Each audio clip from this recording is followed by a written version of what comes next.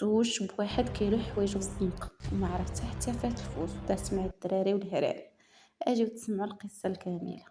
انا واحد السيدة من العروبية من بلاصة نائية، عندهم بحال الدراري بحال الولاد بحال البنات اللي يوصل لواحد السن كيخرجوه للفلاحة.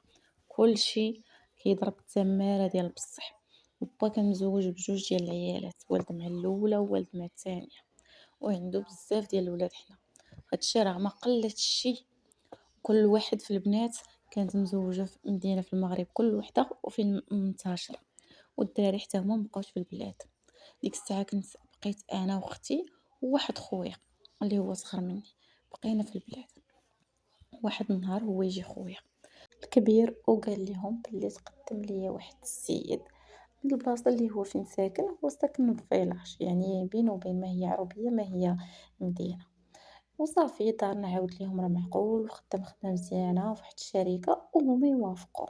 صافي بحكم خويا الكبير يعني بعقلو وداك الشيء وبرد مرزن، صافي تزوجت بهاد السيد ومشيت نسكن معاه. هو ساكن مع دارهم، وهما البلاصة اللي ساكنين فيها عندهم يعني العيالات ماشي بحال البلاصة اللي ساكن فيها العيالات، كيقابلوا غير شغالة ديال الدار، يعني ربات البيوت، يعني غير الشقة العادي وداك الشيء. صافي استقريت معاهم جاب الله ولات البنت الاولى. مع ولات بنتي وانا السيد تبدل، كيمشي كيغيب بالسيمانه ما كيجيش، مني كيجي لحمو كامل مضارب ومشرطو، كيجي مرفوع. يبقى يغوت في الزنقه. انا كنسول مو هذا مالو، ما كتقولش ليا. كانوا حاقريني ما كيعطيونيش راس الخبار. حيدت لخويا قلت ليه شنو. قال لي شغلك هذاك، دبري راسك، وهذا راه خويا يا حسرة. صافي. ومن بعد وانا بقيت كنسول كيفاش كنسول الجيران، وحتى واحد ما كيبغي يعطيني راس الخيط.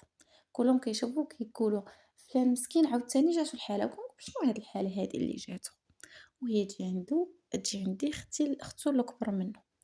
قالت لي شوفي خويا راه مريض، راه كان صحيح في صحيح وكيقرا مزيان وكل شيء. جا وصل واحد السن بدا كيتعاطى، ومع قوة ما خلط بدا كيشرط اللحم وداك الشيء. هذاك الشيء ما توافقش ليه مع الراس ديالو، بحال خاض كيف غنقولوا جرعة زائدة من هذاك الشيء. وماشي غير من حاجة، كان مخلطهم. داكشي ادى لتلف العقل ديالو. هو كان ناعس في السبيطار ديال الامراض العقليه، ما هي مره ما هي جوج، ولكن كيولي بعض المرات تيهرب، كيولي بخير كيصيفطوه، وبعض المرات تيهرب ليهم وكيجيو هنا ما كيقدروش يردوه. صافي خاصو غير تبعي ليه الدواء وتبعي ليه البرا وهادي وانا مرة ما فاهمه والو. هزيت بنتي ومشيت لدارنا. مع مشيت لدارنا وصلت ركت معاهم السيمانه الاولى. السيمانه الثانيه قالت لي امي ابنتي راه هادشي طولتي، راه ما غيجيوش الناس يردوك، سيري في حالتك. عيطت على خويا وصيفطتني لداري، رغم ان عرفت السيد مريض نفسي. يعني ما عنديش فين نعطي الظهر، الا ما عندي لا حنين لا رحيم.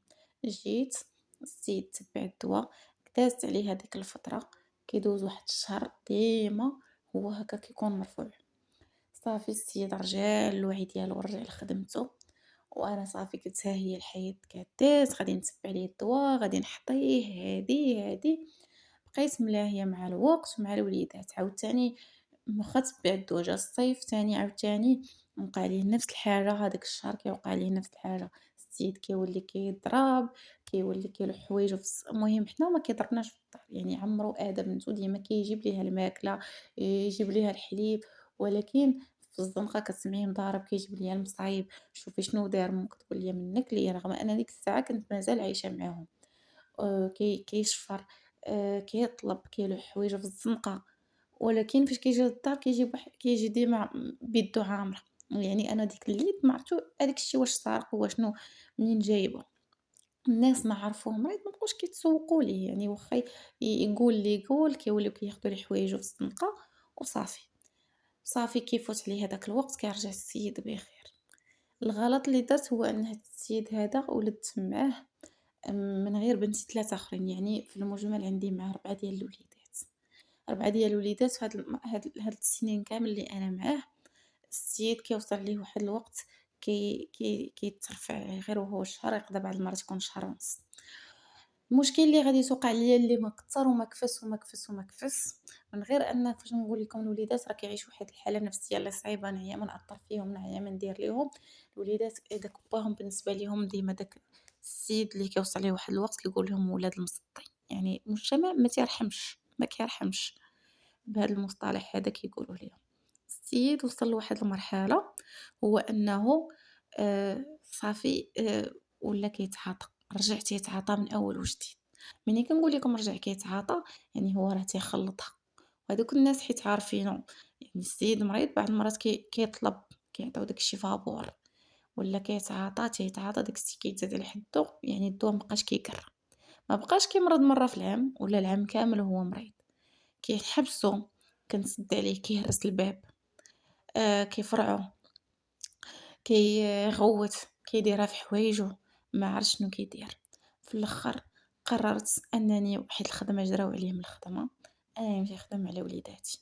باش تخلي ولدك ولا بنتك مع واحد الراجل اللي مريض راه واخا بوهم كتخافي عليهم، لأنه واحد النهار هز عليا السلاح الأبيض، أنا وولدي ديك الساعة عندو عامين، هزيت راسي مشيت لدارنا، أمي كملت معاها السيمانة قالت لي ولدك قبيح، هزيه وسيري هذا متقيش جيبيه معاك. عرفت مرة أخرى وخذلت، وخذلت، وخذلت، والخذلان ملي كيجيك من عند الناس اللي قراب راه ما عندك ما دير، صافي كنهز راسي بحال شي كلبة مدلولة حاشاكم وكنجي لدارنا، كنجي زعما لداري، ملي كنجي صافي السيد ما بقاش كيجي للدار كيعتبهاش كاع، وليت كنخلي ولدي مع دوزتي وكنمشي كنخدم، ولادي الآخرين كبارين شي شوية يعني غيحديو روسهم، هو بدا يدير مرة كيرجع شي شوية بدا كيرجع شي شوية. واحد الوقت مرض لواحد المرض اللي خلاه أنه يجلس في الدار، يعني مبقاش كيقدرش يمشي برجليه، جلس في الدار، وليت كنتبع ليه الدوا وكلشي يعني رجع بخير. من بعد ما تبعت ليه الدوا وتشافى رجع من أول وجديد، يعني رجع للزنقة، كيمشي وكيبقى غير بسيمانة جوج حتى كيجيو يعيطوا ليا الناس جي دي راجلك راه داير محيحنا محيحنا. عييت، عرفتي شناهي كلمة عييت كتقولها شي حاجة اللي كتجيكم كتجي بسيط أنك تقولها، ولكني فعلًا راه عييت بكل ما تحمله الكلمة من معنى، ما عنديش لا حنين لا رحيم لا في النص، عندي وليدات، عندي 4 كنخلص ليهم السوايع شحال من حاجة خاصني نخدم باش نوكلهم، وكنخاف عليهم بنفس الوقت نباهم، يعني ما بقيتش عارفة شنو غندير في هاد الحياة. آآ بغيت حتى أنا نكون شي نهار بحالو نهز راسي هزة وحدة ونزيد، ولكن ضميري ما كيسمحش ليا. ما كيسمحش ليا أنني نخلي ولادي ونزيد ونخليهم وأنا اللي درت الغلط وجبتهم لهاد الدنيا هادي. أنا كيصحاب ليا داك الشي غادي في الأول يبقى كيف ما كان في الأول مزيان، يعني كيجيه داك المرض الشهر هذا، ولكن مني السيد رجع تيتعاطى رجع داك الشي زاد ما بقاش كيصحى، ما بقاش يعني مريض العام كامل هو مريض واخا كيشرب الدوا ما كيكرش فيه. فلوسي بعض المرات اللي كنخدم بهم كنلقاهم شفرهم إلا ما خدمتهمش شفرهم، كيمشي كيشري بهم الحوايج ويعطيهم للناس، يمشي يعطيهم يصدقهم الناس، هو خصو ما يصدق عليه وكيمشي يصدق على الناس. آآ بغيت نقول لكم عطاوني نصائح، ولكني في هاد الحالة الناس اللي قراب ليا ما قدروش زعما يعطيوني نصائح. أنا فاش كتكون القضية فيها وليدات والقضية ما فيها لا حنين لا رحيم، صعيب أن شي واحد يعطيك نصايح، ولكن باش أنك تفرغي قلبك وتسمعي الناس كيتضامنوا معاك وكيسمعوا لقصتك، هادشي اللي بغيت نوصلو للناس. ما يديروش أغلاط كيف درت. كتقول هاد السيدة هادي الميساج بالمجمل، كتقول لكم ما ديروش أغلاط اللي درت، ما تولدوش من الأول، تتعرفوا راسكم مع من. أنها كون ما كانتش والدة مع هاد السيد هذا كانت تقدر تخدم على راسها وتمشي تكري وشحال من حاجة، كاين هي دابا ولدات ولادها واعيين فيها ما تقدرش تخليهم، وفي نفس الوقت ما تقدرش تكري ليهم، هما مجموعين بزاف الفلوس عليها. نتمنى قصتها كتقول نتمنى قصتي تكون عبرة لأي بنت ولأي مرأة، وكنتمنى تعطيوني التعاليق ديالكم، وإلا وصلتوا حتى لهنا ما تنساوش تدعيو معاها، لأن دعوة من أي واحد محتاجاها هاد السيدة هادي، ودمتم في رعاية الله.